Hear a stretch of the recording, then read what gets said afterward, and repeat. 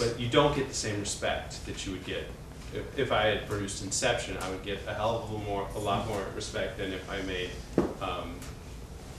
Teenage Mutant Ninja Turtles. Do you know what I mean? If your original material is valued better.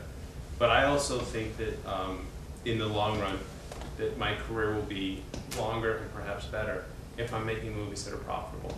And that's what my eye's always on that ball. And I think that when you make a title that people have heard of, you're going to want to go see the Turtles. Whether the movie sucks or if it's great, you're going to want to go see it because you love those Turtles. So that's a leg up than a movie I'm trying to make, Ouija, which you don't know what that movie is. So then you're going to have to think, well, do I like, doing a remake gets you the next step without much effort. Does that make sense? Yeah. Okay. What else? Yeah. What's the hardest part with making a movie? Because you said there's some movies that are hard to make. The hardest part about making a movie, well, there's a couple things. First of all, it's a physically exhausting thing, and especially horror movies, because horror movies are, if you notice, most of them are shot at night.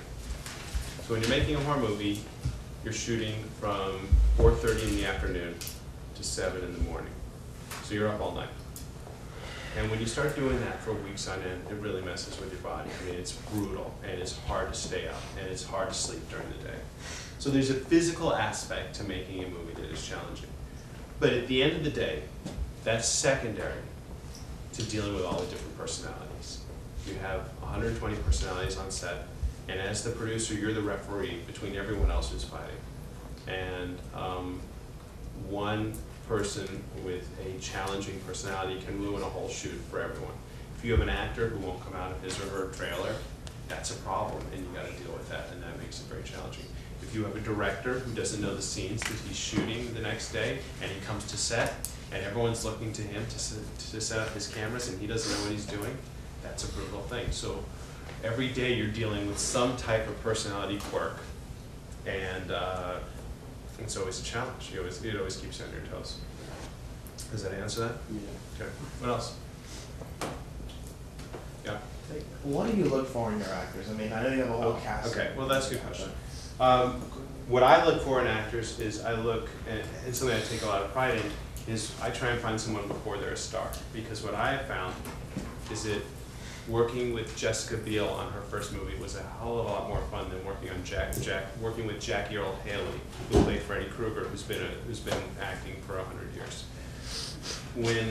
Or 30 years, whatever. So when you're working with someone young who really wants to be successful, they'll do anything for you, and they won't complain.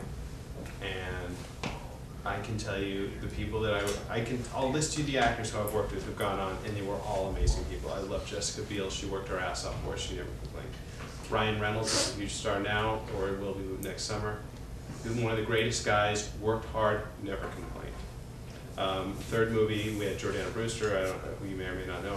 Fourth movie, Sophia Bush, never complained. Fifth movie, I worked with Dennis Quaid. We haven't talked about my fifth movie because we just kind of don't talk about it, but I made a movie with Dennis Quaid.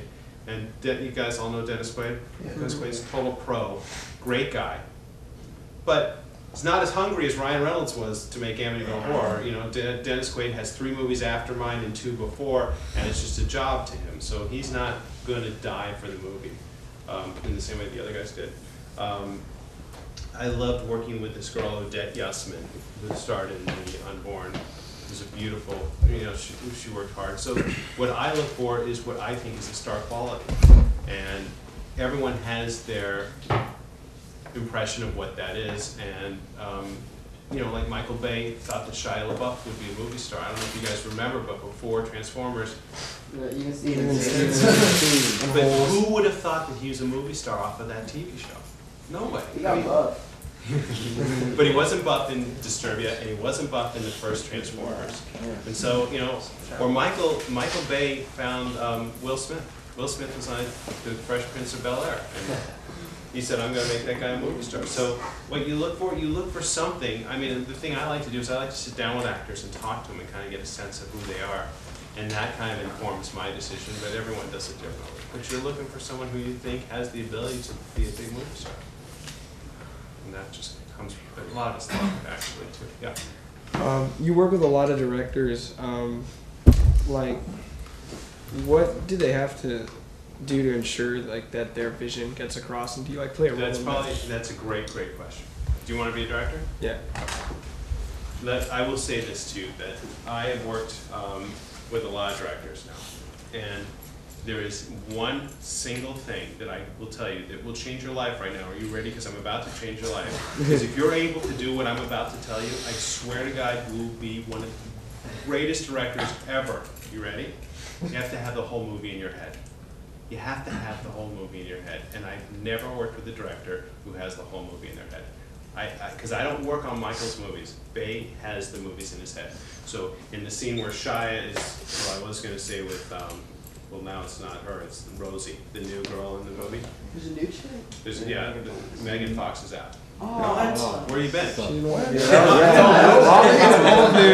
Old news. So if you can have the movie in your head. So in scene 1, Shia and Rosie are having this scene, but they get into a little fight.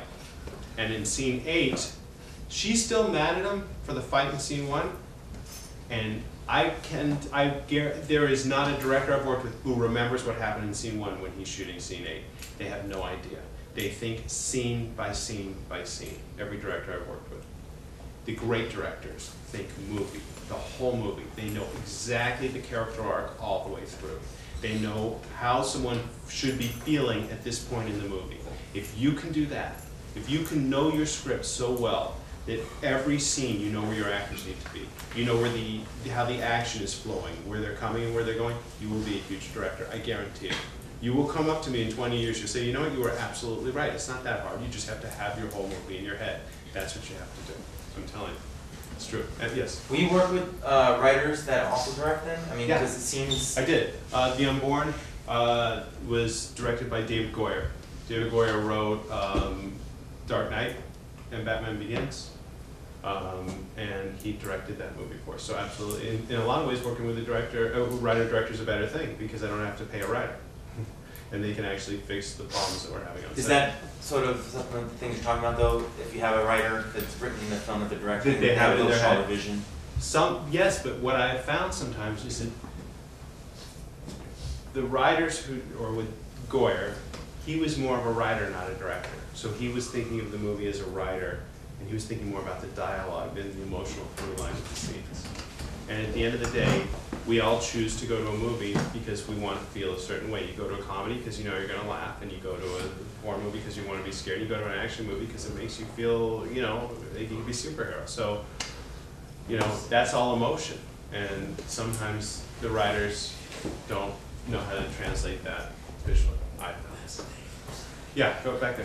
What's your opinion on the new 3D craze, and how long do you think that'll last? Okay, I think I'm a big believer in 3D if the movie is shot in 3D. I am not a believer in converting a movie to 3D. The new Transformers is all shot in 3D.